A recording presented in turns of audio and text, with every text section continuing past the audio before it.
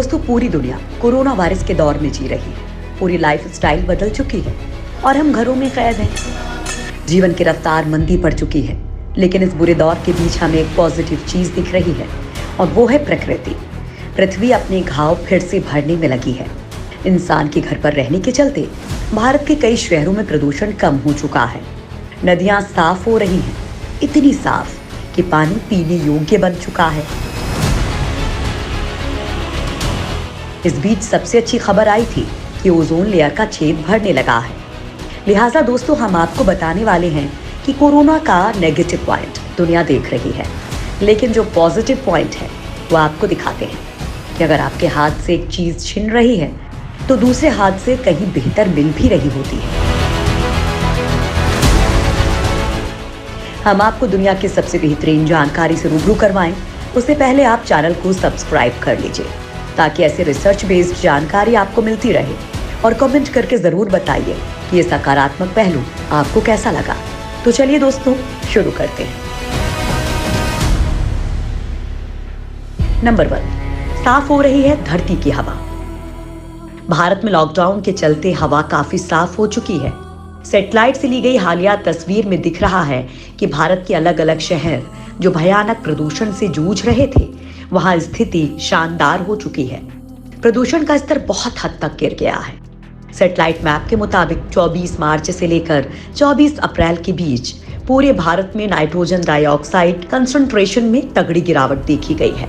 तस्वीरों से पता चल रहा है कि प्रदूषण के स्तर में 40 से 50% की गिरावट देखने को मिली है। हालांकि उत्तर पूर्वी भारत में नाइट्रोजन डाइऑक्साइड कंसंट्रेशन अब भी थोड़ा ज्यादा है, क्योंकि ये क्लस्टर पूरी तरह से कोल बेस्ड पावर प्लांट से लिंक्ड है, जहां भारत का सबसे बड़ा पावर स्टेशन विंध्याचल सुपर है। पावर प्लांट और गाड़ियों से नाइट्रोजन डाइऑक्साइड सामान्य तौर पर निकलता है। इससे पर्यावरण बहुत दूषित होता है। ऐसे में लॉकडाउन के बाद इसमें बड़े पैमाने पर कमी देखने को मिली है। नंबर 2, भर रहे हैं पृथ्वी के घाव। अगर लॉकडाउन में कुछ अच्छा हुआ है तो वो है प्रकृति की दिन प्रतिदिन बेहतर होती तस्वीर। सबसे अच्छी खबर ये है कि ओजोन लेयर का छेद भरने लगा है। इस बात की पुष्टि करते हुए साइंटिस्ट ने बताया कि आर्कटिक पर 1 मिलियन वर्ग किलोमीटर चौड़ा छेद अब बंद हो गया है।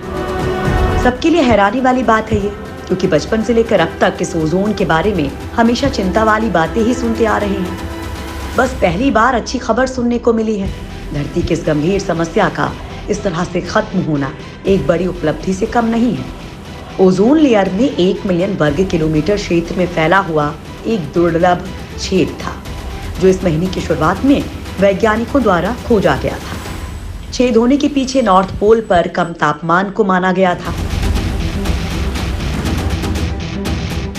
अगर ये छेद हवा की धाराओं के साथ साउथ की ओर बढ़ने में कामयाब होता तो इससे इंसानों को सीधा खतरा होता। कोपरनिकन एटमॉस्फेयर ऑब्जर्वेशन सर्विस ने जानकारी दी है कि उत्तरी ध्रुव में आर्कटिक के ऊपर जो अप्रत्याशित रूप से ओजोन छेद बना था, वो पूरी तरह से बंद हो गया है। इस छेद ने पिछले महीने बहुत बड़ा आकार ले लिया था। वैज्ञानिकों को आशंका थी कि ये छेद दक्षिणी गोलार्ध तक जा सकता है, लेकिन ऐसा नहीं हुआ। वैज्ञानिकों का मानना है कि कोरोना संकट के समय इस घटना का होना महज संयोग है। वैज्ञानिकों का मानना है कि इस छेद के बंद होने की वजह समताप मंडल का गर्म होना है। अप्रैल महीने से उत्तरी ध्रुव का तापमान बढ़ना शुरू हो जाता है। इस कारण आर्कटिक के ऊपर की समताप मंडल परत भी गर्म होने लगी और ओजोन परत में ओजोन की मात्रा बढ़ने लगी, यानी वो छेद बंद हो गया। पृथ्वी के वायुमंडल में क्षोभ मंडल और समताप मंडल के बीच 15 से 30 किलोमीटर में ओजोन की बहुतायत होती है, जिसे ओजोन परत कहते हैं। ये सूर्य से आने वाली हानिकारक अल्ट्रावायलेट किरणों को रोक देती है। ओजोन परत में छेद का मतलब उस क्षेत्र में ओजोन की मात्रा बहुत ही कम हो जाना होता है। आमतौर पर ओजोन परत में छेद का मतलब अंटार्कटिका के ऊपर वाले छेद को माना जाता है, जो दशकों से बड़ा होता जा रहा है। उसके बड़े होने के पीछे की वजह वायु प्रदूषण माना जाता है। कई वैज्ञानिकों को लग रहा है कि अंटार्कटिका के ऊपर ओजोन छेद के आकार में हाल में आई कमी का जिम्मेदार कोरोना संकट भी है। कोरोना संकट के दौरान हुए लॉकडाउन के कारण औद्योगिक गतिविधियां बंद होने से कम हुए प्रदूषण की इसमें भूमिका रही है। शायद लोग अंटार्कटिक के ऊपर ओजोन छेद के बंद होने का भी यही कारण मान रहे हैं। नंबर 3, वाह, साफ होता जा रहा है पानी। देश भर में लॉकडाउन की वजह से फैक्ट्रियां बंद हैं, कल कारखाने रुके हैं, यहाँ तक कि इंसान भी अपने घरों में सिमटा हुआ है। ऐसे समय में हमारी हवाएं शुद्ध हो रही हैं, नदियां साफ हो रही हैं, प्रदूषण कम हो रहा है। इस मौके का फायदा उठा रहे हैं पशु, पक्षी और जानवर। रिसर्च रिपोर्ट्स के मुताबिक दक्षिण एशिया की नदियों में मुश्किल से देखी जाने वाली डॉल्फिन, जिसे गंगेटिक डॉल्फिन भी कहते हैं, वो कोलकाता के घाटों पर दिखाई पड़ी है। डॉल्फिन शुद्ध जल में ही दिखती है। ऐसे पिछले कुछ वर्षों से नदियों का जो हाल हुआ है, उससे वो वहां दिखना बंद हो गई थी। अब ये एक अच्छा संकेत है कि डॉल्फिन घाटों में दिखाई दे रही हैं। पर्यावरणविदों के लिए भी ये आश्चर्य का विषय बना हुआ है। करीब 30 साल पहले तक गंगेटिक डॉल्फिन कोलकाता के अलग अलग घाटों पर आसानी से दिखाई पड़ती थी, लेकिन जैसे जैसे जल प्रदूषण बढ़ता गया, ये दिखाई देनी बंद हो गई। नंबर 4, नदियों के लिए वरदान बना लॉकडाउन। लॉकडाउन के कारण प्रकृति को लगातार फायदा हो रहा है। गंगा, यमुना, नर्मदा जैसी नदियों के पानी की गुणवत्ता में सुधार की तगड़ी रिपोर्ट है। हरिद्वार और ऋषिकेश में पानी में घुले डिसॉल्व्ड सॉलिड की मात्रा में 500% की कमी आई है।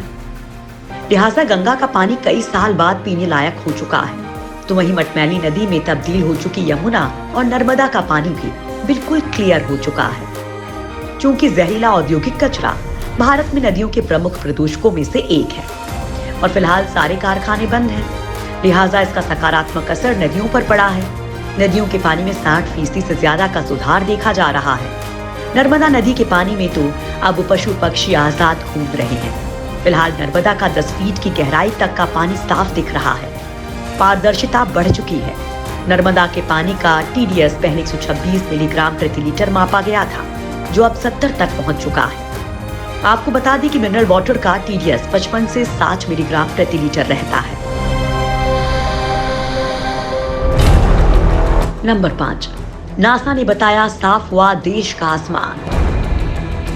नासा के एक सैटेलाइट ने पिछले 20 साल में उत्तरी भारत में सबसे कम एरोसोल स्तर मापा है और इसके पीछे सबसे मुख्य वजह मानवीय गतिविधियों का कम हो जाना है। एरोसोल ऐसे बहुत छोटे सॉलिड और लिक्विड पार्टिकल्स होते हैं जो विजिबिलिटी कम करने के साथ इंसानों के फेफड़े और दिल को प्रभावित करता है। इंसानों द्वारा बना एरोसोल प्रदूषण के घातक स्तर को बढ़ाता है। इंसान फसलों को जलाकर, जैविक ईंधन जलाकर ये पैदा करते हैं, जबकि ज्वालामुखी, जंगल में लगी आग और आंधी आदि से प्राकृतिक एरोसोल पैदा होते हैं। नासा ने मैप के जरिए इस स्तर को दिखाया है। इसके लिए साल 2016 से 2020 के मार्च 31 से अप्रैल 5 तक की अवधि में तस्वीरें ली गई हैं। एरोसोल ऑप्टिकल डेप्थ के डेटा को नासा की टेरा सैटेलाइट के मॉडरेट रेजोल्यूशन इमेजिंग स्पेक्ट्रोरेडियोमीटर यानी कि मॉडीज द्वारा लिया गया है। नंबर 6, 75 साल में पहली बार साफ निर्मल धरा। वर्ल्ड हेल्थ ऑर्गेनाइजेशन के अनुसार हर साल दुनिया में प्रदूषण के चलते 7 मिलियन लोगों की मौत होती है। ऐसे में सिर्फ डेटा ही नहीं बल्कि आपकी आंखें भी साफ मौसम को देख सकती हैं। साफ नीला आसमान और साफ हवा प्रदूषण रहित तस्वीर दिखा रहा है। लॉकडाउन के चलते कई शहरों में प्रदूषण में भारी गिरावट देखने को मिली है। इस दौरान सड़कों पर वाहनों की कमी और पावर प्लांट्स बंद होने के चलते हानिकारक PM 2.5 और नाइट्रोजन डाइऑक्साइड में कमी देखने को मिली है। भारत के जो 21 शहर सबसे ज्यादा प्रदूषित थे, लॉकडाउन के चलते वहां प्रदूषण 80% तक कम हो गया है। वहीं वैज्ञानिकों के मुताबिक धरती इतनी साफ इससे पहले द्वितीय विश्व युद्ध के दौरान हुई थी। इसका मतलब है कि पृथ्वी 75 साल में सबसे ज्यादा साफ हुई है। इस साल कार्बन उत्सर्जन में 5% की गिरावट आने की उम्मीद है।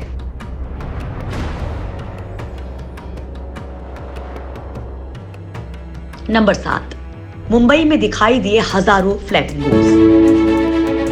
लॉकडाउन का एक फायदा ये भी हुआ है कि सड़कों, शहरों में जानवर और पशु पक्षी आराम से घूम रहे हैं। फिर चाहे वो साउथ अफ्रीका में जंगल से बाहर आराम करते सोते शेर हों या फिर मुंबई के बीच के पास दिखाई दी गई डॉल्फिन हो। जानवरों का इंसान का यूं घर पर रहना काफी पसंद आ रहा है। दिल खुश करने वाली ऐसी ही एक तस्वीर आई है मुंबई से, जहां कई सारे फ्लेमिंगोज यानी कि राजहंस दिखाई दिए हैं। झुंड में खूबसूरत चित्र बना रहे ये फ्लेमिंगोज नवी मुंबई के पास देखे गए हैं। इस तस्वीर ने कई लोगों का दिन बना दिया। इंसान के अंदर रहने के 2 महीने के भीतर प्रकृति किस कदर अपना रूप दिखा रही है। किसी ने नहीं सोचा था कि लॉकडाउन प्रकृति के लिहाज से इतना अच्छा होगा।